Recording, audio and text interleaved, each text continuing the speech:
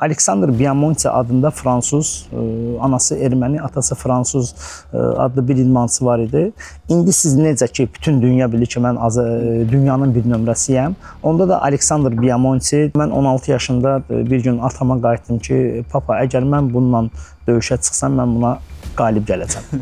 Və mən bunu məşq yoldaşlarımın yanında deyəndə, məşq yoldaşlarım mənə istər dostlarım, istər yadlar, biraz onlara gülməli gəlirdi. Çünki həqiqətən də danmayaq da, yəni o qədər güclü bir idmançı idi ki, 9 il bu Avropa çempionatında bir dəfə olsun uduzmayıb.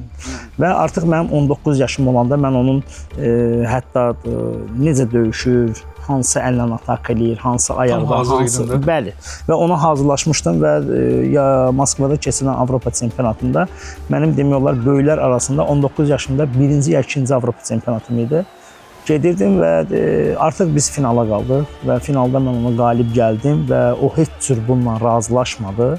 9 il Avropa çempionu olasan, 9 il hər zaman kürsüdə olasan və 10-cu dəfə olmaq istəyəndə bir, yəni karatedə Azərbaycan tanınmır. Yəni karate növündə Azərbaycan, yəni biz başa salırıq ki, Türkiyədir və yaxud oradır, buradır, İrandır, ora yaxındır, bura yaxındır. Yəni bizi belə eləyərək yola verirdilər, amma həqiqətən də bilinmirdi və o hər bir müğənninin bir mahnısı var ki, onu özü kimi oxuyan heç kəs olmur və ondan partladır. Və məndə də o döyüşdən sonra demək olar ki, bütün Avropa və dünya başladı məndən artıq danışmağa və